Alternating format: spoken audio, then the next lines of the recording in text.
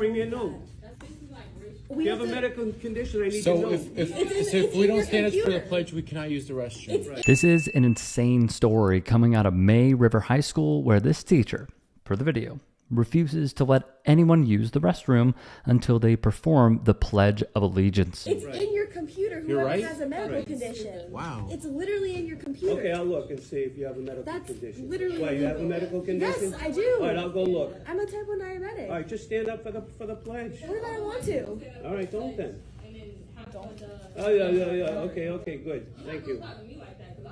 All right, No, go goodbye. Go. That will, like... Yeah, I know.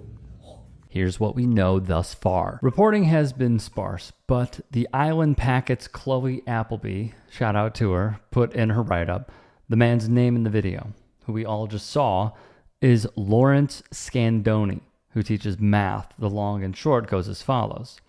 One student would request to use the lavatory, but the teacher refused. For this, after what we just witnessed, he has been placed on administrative leave, per Candace Bruder, the communications officer for the Beaufort County School District, though Appleby noted Bruder would not confirm the teacher was the actual lecturer in question or address why he was on leave in the first place. It is policy per Bruder to not have the teacher who is being investigated on campus, so it fits protocol. As for the pledge, here is the Beaufort County School District policy page that I pulled up. The superintendent may not operate in the BCSD in such a manner that fails to comport with the South Carolina law regarding recitation of the Pledge of Allegiance.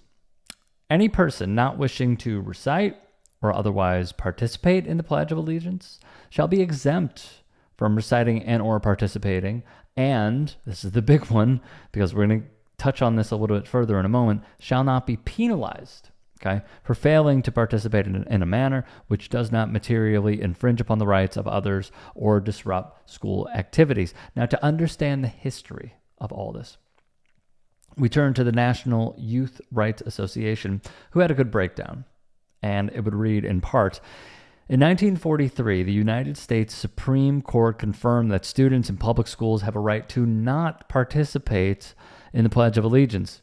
At the time, the West Virginia Board of Education required all public school teachers and students to salute the flag and recite the pledge. Two students, Gathy and Marie Barnett, refused, stating it violated their personal beliefs and religion, and they were expelled for taking this stance.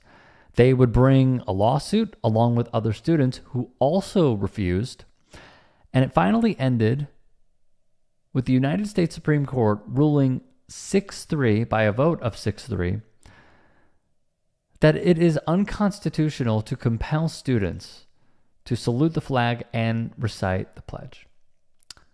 This is very important. They would add federal courts have decided that not only can you keep quiet during the pledge, but you can also sit down and raise your fist in protest, as long as you're not disrupting others.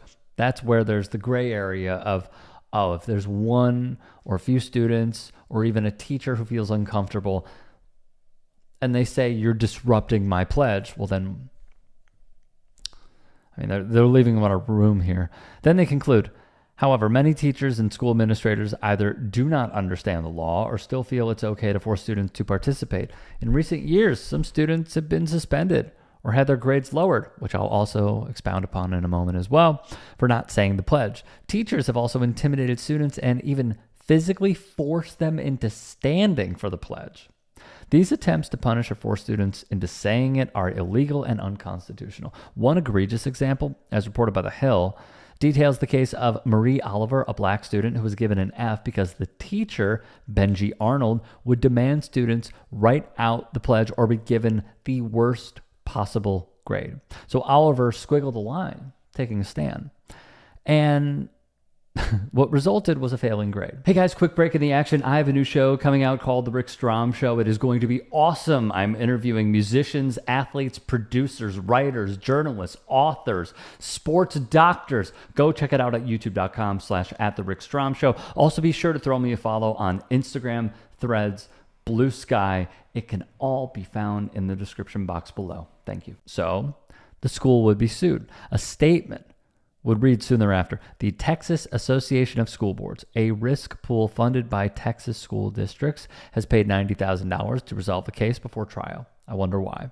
Wrote NBC News: Oliver, who is black, had exercised her constitutional right to decline to participate in the pledge out of her objection to the words "under God" and her belief that the U.S. does not adequately guarantee liberty and justice for all, especially for people of color. Well, freaking men to that. The lawsuit, by the way, stated she faced harassment and she was retaliated against. Personally, this is one of those rituals in the United States that I just don't understand. And the reason I don't understand it is not because I can't comprehend what they're trying to do. I do. It's the fact that it's still here and it's still prevalent and it still exists. Looking back, I tend to just ponder, what were we thinking? And why is this still a thing? I feel the same way about the pledge as I feel about the national anthem being played before a basketball game or a football game or a hockey game, a baseball game. Did I say baseball game? Boxing matches. Why? Why? Well, I'll tell you why. It is to carry on the legacy of indoctrination, and a way for us to abide by the flag and kneel down before the flag, whether metaphorically or not. And it is also a means of control. Once you control the populace into thinking and buying into the quote-unquote America First agenda, then they will throw away their rights at every turn because they believe that it makes them more American and patriotic than the other, when really you're just being duped. We were duped as kids, and now some of the parents that defend the schools, and the teacher in this case, are being duped as well. But I don't know, maybe they don't see it. Maybe they see it as, hey, these kids are really in the wrong. These kids don't even know what's good for them. These kids should be doing the pledge. All I would ask of that are simple follow-up questions to lead a horse to water. Because this model is not only outdated, but it is in poor taste to continue this approach with our youth. And I'm at least hoping that some schools will step up and say that you don't have to. The problem is the backlash from conservative America, as we have seen on so many different issues, will be loud. What the school must do is not give in and set a precedent. Hopefully we see it soon. If you can and are willing, please become a paid member here at TYT Sports, or go to tyt.com/join. In addition, you can follow me on Twitter, Instagram, and TikTok. Appreciate it. Have a great day.